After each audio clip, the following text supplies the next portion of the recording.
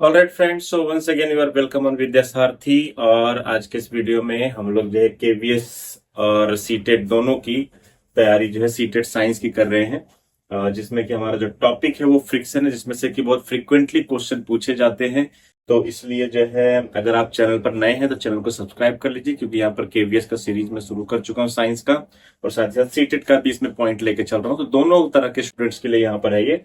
तो हम लोग पहले छोटा सा टॉपिक है सीटेट, लेकिन क्वेश्चन जो भर भर के आते हैं, तो इसलिए छोटा सा टॉपिक है, इसलिए हम लोग पहले इसका पूरा डिटेल में इसको स्टडी करेंगे, थियरी पढ़ेंगे, इसके बाद क्वेश्चन सॉल्व करेंगे कि देखते हैं क्वेश्चन बनता है कि नहीं बनता है। तो चलिए बिना टाइम गवाए हम लोग शुरू करते हैं। और देखो यहाँ पर फ्रिक्शन होता क्या है। तो फ्रिक्शन बेसिकली क्या है? Friction is a force that oppose motion between two surface in contact. तो बेसिकली जैसे हमारा हाथ है, मान लो, ठीक है, एक हाथ के ऊपर मैंने दूसरा हाथ रखा, ठीक है। तो जब ये दोनों हाथ एक दूसरे ऊपर स्लाइड करने की कोशिश करेंगे, तो ऐसे केस में क्या होता है कि बॉडी जो है अपोज करती है मोशन को, ठीक है। और ये अपोज क्यों होता है? क्योंकि हमारे हाथ में या फिर किसी भी दो सरफेस को आप अगर ध्यान से माइक्रोस्कोप के अंडर में देखेंगे तो उनके बीच में इंटरलॉकिंग होता है। जैसे एक सरफेस ऐसा है तो दूसरा सरफेस भी ऐसा कुछ आड़ा टेढ़ा होगा, राइट। तो इसमें जब ये वाला बॉडी इधर मूव करने की कोशिश करेगा तो ये जो गैप है इसमें इंटरलॉकिंग हो जाता है दो एटॉमिक लेयर के बीच में। तो इसी की वजह से फ्रिक्शन होता है। और यहाँ पर क्या लिखा है? Friction is a force. इसका मतलब है कि एक चीज तो श्योर है कि फ्रिक्शन एक तरह का फोर्स है, और इसका यूनिट जो होगा वो क्या होगा? न्यूटन होगा, ठीक है। क्वेश्चन आता है कि what is the unit of friction, ठीक है। तो फ्रिक्शन का जो है बेसिकली यूनिट क्या हो जाएगा? न्यूटन हो जाएगा, क्योंकि न्यूटन क्या है? फोर्स का यूनिट है, और फ्रिक्शन भी एक तरह का फोर्स है। तो अब देखो टाइप्स ऑफ फ्रिक्शन क्या होता है। तो देखो टाइप्स ऑफ फ्रिक्शन में जो है तीन तरह के हमारे पास, चार तरह के हमारे पास फ्रिक्शन है। एक स्टैटिक फ्रिक्शन है, x when an object is at rest. Static का मतलब होता है रुका हुआ होना। तो स्टैटिक फ्रिक्शन मतलब जब भी कोई भी बॉडी रुका हुआ है, ठीक है। या फिर जैसे मान लो मेरा हाथ है, दूसरे हाथ के ऊपर रखा है मैंने, अब ये वाला हाथ जो है स्लाइड करने की कोशिश कर रहा है लेकिन स्लाइड नहीं कर रहा, रुका हुआ है, तो फ्रिक्शन यहाँ पर आ जाएगा, ठीक है। तो इसको हम लोग स्टैटिक फ्रिक्शन कहते हैं। अगर देखो, अगर एक बॉडी दूसरे बॉडी के ऊपर जस्ट रखी हुई है तब वहां पर फ्रिक्शन नहीं होगा। फ्रेंड्स, इसको याद रखना है कि जब एक बॉडी दूसरे बॉडी के ऊपर रखी हुई है तो कोई फ्रिक्शन नहीं होता दोनों के बीच में। लेकिन जैसे ही एक बॉडी दूसरे बॉडी के सरफेस पर मूव करना शुरू करती है, वहां पर फ्रिक्शन प्रेजेंट हो जाता है। और फ्रिक्शन का काम होता है मोशन को अपोज करना, मतलब जिस तरफ जो है बॉडी मूव करने की कोशिश कर रही है उसके ठीक अपोजिट क्या होगा? फ्रिक्शन का डायरेक्शन होगा। मतलब कोई भी मान लो एक बॉडी है, यहाँ पर एक टेबल है और इसके ऊपर एक बुक रखा हुआ है, और इस बुक को आप इस तरफ जो है ढकेल रहे हो, तो फ्रिक्शन आपका इस तरफ होगा। अगर आप जो है बुक को इस तरफ ढकेल रहे हो तो फ्रिक्शन आपका इस तरफ होगा। इस चीज को याद रखना है, क्योंकि इस पर भी क्वेश्चन बनता है। तो sliding friction acts when an object slide over the surface, ठीक है। जब एक बॉडी दूसरे बॉडी पर मूव करने लगती है तो उसको हम लोग कहते हैं स्लाइडिंग फ्रिक्शन, राइट। और rolling friction acts when object is rolling. जैसे मतलब कोई बॉल हो गया या फिर कोई पहिया हो गया, चक्का हो गया, जब वो रोल करता है दूसरे सरफेस के ऊपर तो उसको हम लोग रोलिंग फ्रिक्शन कहते हैं। और तीसरा है fluid friction acts when an object move through fluid air water. तो मतलब जैसे मान लो कोई बॉल गिर रहा है, ठीक है, तो वहां पर फ्लूइड फ्रिक्शन आएगा, क्योंकि बॉल सॉलिड है। या फिर कोई पत्थर गिर रहा है ऊपर से, तो ऐसे में वो हवा में से गिर रहा है, तो हवा से उसका क्या होगा? फ्रिक्शन होगा, तो उसको हम लोग फ्लूइड फ्रिक्शन कहेंगे। तो ये चार तरह के फ्रिक्शन है जिस पर हमें ध्यान देना है। और इसमें याद रखना सबसे ज्यादा जो वैल्यू का होता है वो static friction. Static friction is greater than any other friction, right. तो ये हमें याद रखना है। आगे और भी बताता हूं मैं। कॉज ऑफ फ्रिक्शन देखते हैं, फ्रिक्शन क्यों होता है। तो due to irregularity on surface, microscopic bumps. देखो फ्रेंड्स, जैसे मैंने भी बताया कि दुनिया में ऐसा कोई भी सब्सटेंस नहीं है, कोई भी ऐसा जो है सरफेस नहीं है जो कंप्लीटली स्मूथ हो, 100% स्मूथ हो। इवन कांच भी अगर आप हाई रिजॉल्विंग पावर से माइक्रोस्कोप से अगर आप देखेंगे तो उसमें भी आपको जो है बहुत सारे heels and deals, rough surface मिलेगा, खुरदरा सरफेस थोड़ा बहुत रहता है ये।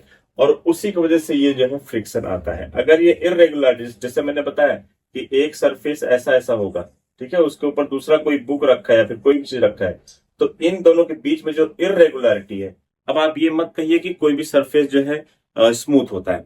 100% कोई भी सरफेस दुनिया में स्मूथ नहीं है, ठीक है। तो जो भी थोड़ा बहुत जो भी उनके एटॉमिक इरेगुलरिटीज होते हैं, माइक्रोस्कोपिक बम्प्स जो होते हैं, हिल्स एंड डील्स होते हैं, जो उतार चढ़ाव, ये ऊपर नीचे का जो सिस्टम होता है, उसकी वजह से क्या होता है, फ्रिक्शन आता है। तो ये फ्रिक्शन है। और अगर रफ ज्यादा, कोई बॉडी ज्यादा रफ है तो फ्रिक्शन भी क्या होगा, ज्यादा होगा। ठीक है, फिर इफेक्ट ऑफ फ्रिक्शन देखते हैं। तो इफेक्ट ऑफ फ्रिक्शन देखिए क्या दिया है, एडवांटेज है इसके, help in walking, writing, gripping. अब ये मैं बोर्ड पर लिख पा रहा हूं, that is all because of friction. ठीक है, अगर फ्रिक्शन नहीं होगा तो कोई भी चल भी नहीं सकता है, एक कदम भी आप नहीं चल सकते, यहां तक कि जमीन पर हम खड़े भी नहीं रह सकते अगर फ्रिक्शन नहीं होगा। तो फ्रिक्शन हमारे लिए बहुत जरूरी है, इसलिए कहा जाता है friction is a necessary evil. ठीक है, राइटिंग में, ग्रिपिंग में, बहुत सारी जगह पर। Allow vehicle to move and stop, तो कार अगर चल पा रही है that is all because of friction, car अगर रुक पा रही है that is all because of friction. अगर फ्रिक्शन नहीं होगा तो कार जो है नहीं चल पाएगी, स्किड करेगी, स्लिप कर जाएगी, ग्रिप नहीं मिलेगा, एक्सीडेंट बहुत होंगे। फिर डिसएडवांटेज क्या है, देखो डिसएडवांटेज में cause wear and tear, produce heat and wastage energy. तो देखो अब डिसएडवांटेज है, इसकी वजह से ना, जैसे मतलब टायर है, रोड है, तो उनके बीच में वियर एंड टीयर, टायर घिसता है, जिसकी वजह से टायर जल्दी खराब होता है। तो ये वियर एंड टीयर प्रोड्यूस करता है, साथ ही साथ हीट प्रोड्यूस, जहां पर भी फ्रिक्शन होगा वहां पर हीट प्रोड्यूस होगा। देखो ठंड के सीजन में हम लोग ऐसे करते हैं, राइट, हमारे हाथों में गर्मी आ जाती है, क्यों, बिकॉज ऑफ फ्रिक्शन। तो फ्रिक्शन क्या करता है, हीट प्रोड्यूस करता है। और ये फ्रिक्शन जो है मोशन को अपोज करता है, इसीलिए जो है बहुत ज्यादा स्पीड हम नहीं अचीव कर पाए। जो बुलेट ट्रेन होती है, जो मैगलेव ट्रेन होती हैं, वो बेसिकली यही फ्रिक्शन को ही थोड़ा अवॉइड कर देते हैं, क्योंकि थोड़ा सा जो लेविएशन होता है रेलवे ट्रैक पर गाड़ी का, थोड़ा सा ऊंचा उठ जाता है, इसकी वजह से बुलेट ट्रेन 500 की स्पीड अचीव कर पाती है। और अभी जो हाइपर लूप ट्रेन आ रहा है उसमें तो फ्रिक्शन बिल्कुल ही नहीं रहने वाला है, इसकी वजह से हम 1000 किलोमीटर पर आवर की स्पीड से भी ट्रेवल कर सकते हैं, बिकॉज हम वहां पर फ्रिक्शन को मिनिमाइज कर रहे हैं। तो फ्रिक्शन जो है मोशन अपोज करता है, इसकी वजह से बहुत सारे प्रॉब्लम भी होते हैं, बट फ्रिक्शन जरूरी भी है, फ्रिक्शन को पूरी तरह से इग्नोर नहीं किया जा सकता। तो किसी भी सरफेस से फ्रिक्शन को खत्म नहीं किया जा सकता, ये भी बात भी अंतिम सत्य है। मेथड ऑफ रिड्यूसिंग फ्रिक्शन, तो देखो फ्रिक्शन को हम लोग कैसे रिड्यूस कर सकते हैं। तो एक तो है ऑयलिंग कर दो, ग्रीसिंग कर दो, लुब्रिकेशन, ठीक है, तेल और लगा दो। बॉल बियरिंग, साइकिल में देखो जैसे जहां पर व्हील और एक्सल जुड़ा होता है तो वहां पर बॉल बियरिंग होता है, वहां छोटे छोटे छर्रे डाले होते हैं, ठीक है, वो फ्रिक्शन को रिड्यूस करने के लिए होता है। सरफेस को पॉलिश कर दो, लेकिन क्या ये सब करने से 100% फ्रिक्शन कम हो जाएगा? नहीं, 100% नहीं होगा, लेकिन हम बहुत हद तक जो है कम कर सकते हैं।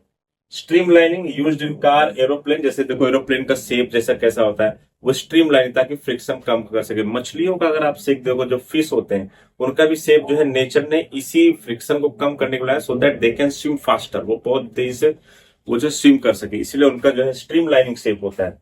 यूज ऑफ रोलर्स, व्हील, ये सब जो है हम लोग यूज करके फ्रिक्शन को कम कर सकते हैं।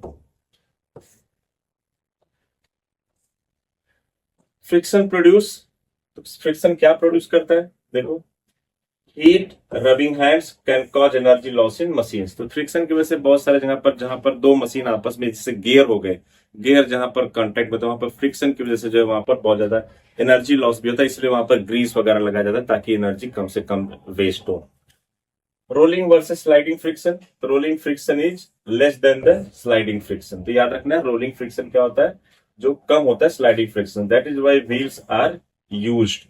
तो व्हील को यूज करने का ये भी एक वजह है कि रोलिंग फ्रिक्शन कम होता है, इसलिए गाड़ी ज्यादा अच्छे से चलती है। स्लाइडिंग फ्रिक्शन, अब देखो यहाँ पर रोलिंग फ्रिक्शन लेस होता है, तो मतलब कहने का मतलब जो स्टैटिक फ्रिक्शन है, स्टैटिक सबसे ज्यादा होगा, फिर इसके बाद जो है आपका स्लाइडिंग होगा, और फिर इसके बाद जो है आपका रोलिंग होगा। ये चीज याद रखना, स्टैटिक सबसे ज्यादा होगा, स्लाइडिंग जो है उसके बाद, मतलब static is greater than sliding, sliding greater than rolling, ठीक है, सबसे ज्यादा स्टैटिक होगा और सबसे कम रोलिंग होगा, ये चीज हमें याद रखना है, राइट। इज फ्रिक्शन नेसेसरी, क्या फ्रिक्शन जरूरी है? हाँ, फ्रिक्शन बहुत जरूरी है। अगर फ्रिक्शन नहीं होगा तो बहुत ही डिफिकल्टी इंसानों को आ सकती है। Yes, without friction we couldn't walk, हम लोग चल नहीं सकते।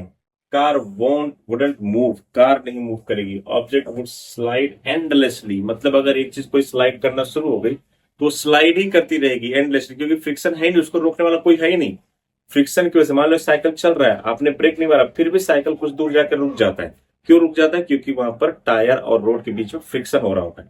अब यही फ्रिक्शन नहीं रहेगा तो साइकिल जाती रहेगी जाती रहेगी, कोई इसको रोक ही नहीं पाएगा। ठीक है, जैसा स्पेस में कुछ नहीं है, तो अगर आप एक पत्थर ऐसा फेंक दोगे तो वो अनंत काल तक वो जाता रहेगा, जब तक कि किसी एस्ट्रॉइड या फिर किसी प्लैनेट से ना टकरा जाए। ठीक है, तो इसलिए फ्रिक्शन जो है जरूरी है, तो फ्रिक्शन को हम लोग जो है अवॉइड नहीं कर सकते हैं। अब हम लोग फ्रेंड्स कुछ क्वेश्चन सॉल्व करते हैं। आप भी वीडियो पॉज करके देख सकते हैं कि आपको क्वेश्चन बन रहा है कि नहीं बन रहा है। Friction always acts in which direction? घर्षण हमेशा किस दिशा में कार्य करता है? Direction of motion, perpendicular to motion, opposite to motion, no specific direction. कोई विशेष दिशा नहीं। आप बताइए क्या आंसर हो सकता है, आप कमेंट करके बताइए या फिर वीडियो पॉज करके देखिए कि क्या आपको इसका आंसर बन रहा है। तो मैंने बताया कि जो फ्रिक्शन होता है वो हमेशा गति के विपरीत काम करता है। अगर कोई बॉडी इस तरफ जाने की कोशिश कर रही है तो फ्रिक्शन हमेशा उसके अपोजिट होगा। तो अगर हायर लेवल के फिजिक्स में देखें तो इसको हम लोग कहते हैं tangentially to the direction of force. जिस तरफ फोर्स लग रहा है उसके टेंजेंसली लगता है एकदम, ठीक है, स्पर्श रेखा। तो यहां पर जो है ये वाला ऑप्शन हमारा करेक्ट हो जाएगा।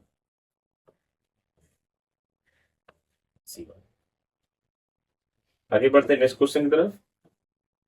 Friction is a friction is a dash dash dash force. घर्षण एक डैश डैश डैश बल है। Contact, non contact, magnetic, gravitation. तो फ्रेंड्स फ्रिक्शन जो है ना कॉन्टैक्ट फोर्स है। जब एक बॉडी दूसरी बॉडी के कॉन्टैक्ट में आएगी तभी फ्रिक्शन होगा, अगर कॉन्टैक्ट नहीं होगा तो फ्रिक्शन होगा ही नहीं। ठीक है, तो नॉन कॉन्टैक्ट फोर्स का, जैसे मान लो मैग्नेट है तो एक मैग्नेट दूसरे मैग्नेट को खींच लेगा। ठीक है, जैसे मान लो तो बीच में कोई कांटेक्ट नहीं है, ठीक है, तो उसको हम लोग नॉन कांटेक्ट फोर्स कहते हैं। ग्रेविटेशन, गुरुत्वाकर्षण भी एक तरह का नॉन कांटेक्ट फोर्स है। अगर आप एक पत्थर आप ऊपर फेंक दो तो धरती और उस पत्थर के बीच में कोई कांटेक्ट नहीं, फिर भी पत्थर नीचे आता है, क्यों? Gravitational force. लेकिन कांटेक्ट नहीं है इसलिए इसको हम लोग नॉन कांटेक्ट फोर्स बोलेंगे। बट फ्रिक्शन के लिए कांटेक्ट जरूरी है, तो यही हमारा करेक्ट आंसर हो जाए, कांटेक्ट फोर्स। थर्ड क्वेश्चन देखते हैं। Third question, which surface will have the least friction? सबसे कम फ्रिक्शन, घर्षण किस सतह पर होगा? Rough wood, sand paper, oiled metal, rubber mat. तो बेसिकली ऑयल्ड मेटल, जो ऑयलिंग करते हैं हम, ऑयलिंग जो है बेसिकली फ्रिक्शन को कम करने के लिए करते हैं। और मेटल है, मेटल का ऑलरेडी लस्ट्रस नेचर होता है, शाइनिंग सरफेस होता है, उसके ऊपर अगर आप तेल गिरा दोगे तो वो जो है बहुत ही ज्यादा क्या हो जाएगा, फ्रिक्शन उस बहुत बहुत कम कर देगा। तो ये हमारा करेक्ट ऑप्शन हो जाता है। Next question, question number fourth, what increase friction? क्या घर्षण को बढ़ाता है? Smooth surface, lubricant, rough surface, या फिर रोलिंग ऑब्जेक्ट? बेसिकली इसका जो आंसर होगा फ्रेंड्स, रफ सरफेस जो है फ्रिक्शन को बढ़ाता है। अगर किसी भी सरफेस है उसको आप रफ कर दोगे तो वो जो है फ्रिक्शन को बढ़ाएगा। तो आपका जो करेक्ट ऑप्शन हो जाता है ये हो जाएगा। Which method is used to reduce friction? तो फ्रिक्शन को कम करने के लिए कौन सी विधि अपनाई जाती है? तो making surface rough, using lubricants, increasing the load, stopping motion. तो बेसिकली फ्रेंड्स यहाँ पर जो करेक्ट आंसर है यूजिंग लुब्रिकेंट्स। लुब्रिकेंट्स यूज करने से हम लोग जो फ्रिक्शन कम करते हैं, राइट। नेक्स्ट क्वेश्चन है, what type of friction occurs when an object move through a fluid? तो जब किसी फ्लूइड, देखो फ्लूइड का मतलब समझ लो, फ्लूइड जो है, जो वर्ड है ये फ्लूइड, इसका मतलब होता है जो फ्लो होता है। ठीक है, फ्लूइड वर्ड कहां से है? जो चीज फ्लो होता है। नॉर्मली हम पढ़ते हैं कि तीन मैटर स्टेट और three state of matter are there, solid, liquid और गैस। हालांकि और भी होते हैं, लेकिन सॉलिड, लिक्विड, गैस में सॉलिड को छोड़कर लिक्विड और गैस दोनों फ्लो करते हैं। पानी भी बहता है और इसके बाद जो है सिलेंडर या फिर पाइप में से गैस भी बहता है, दोनों फ्लो करते हैं, इसलिए दोनों का कंबाइंड नाम फ्लूइड है। ये लिक्विड भी हो सकता है, गैस भी हो सकता है। ठीक है, तो अब देखते हैं क्वेश्चन, जब what type of friction occurs when object move through a fluid? तो बेसिकली ये तरल जो है बेसिकली फ्लूइड फ्रिक्शन होगा, जो मैंने अभी बताया आपको। ठीक है,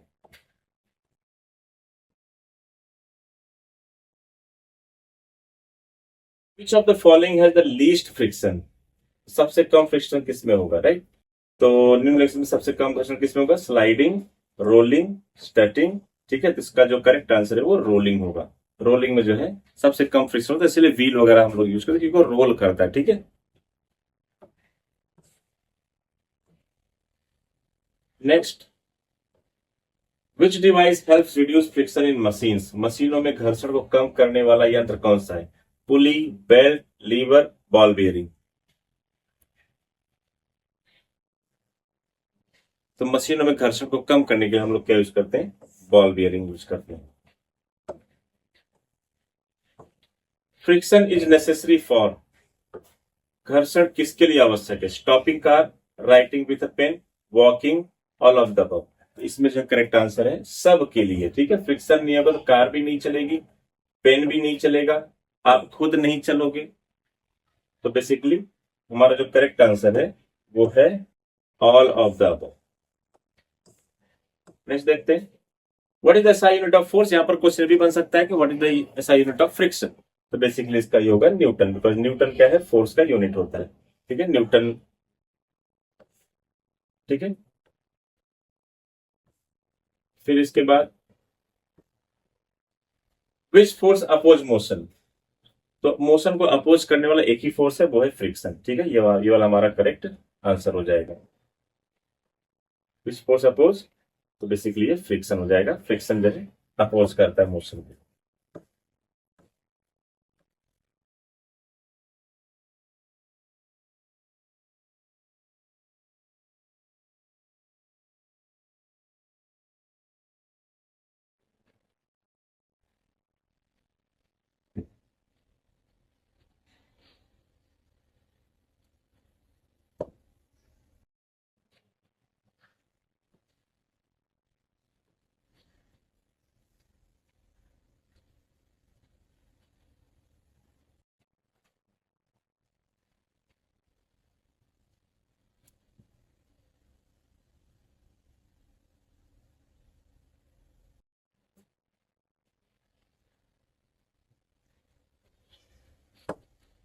नेक्स्ट क्वेश्चन देखते हैं,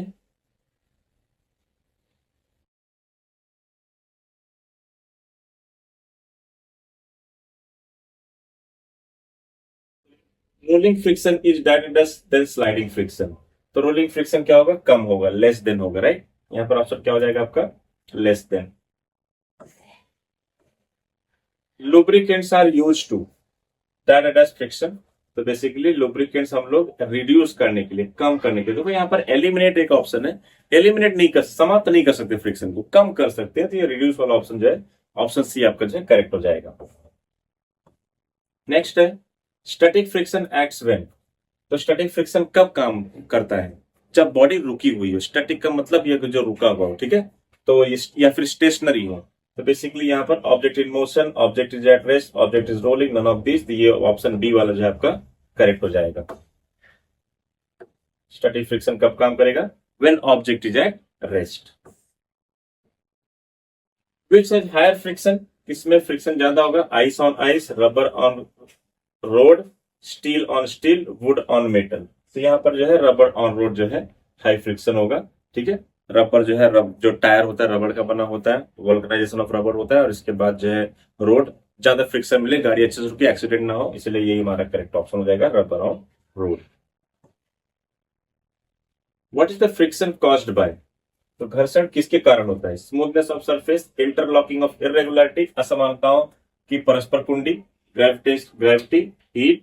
तो बेसिकली फ्रिक्शन जो है इंटरलॉकिंग ऑफ इरेगुलरिटी, असमानताओं की परस्पर कुंडी की वजह से होता है। ये वाला बी वाला ऑप्शन आपका करेक्ट हो जाएगा।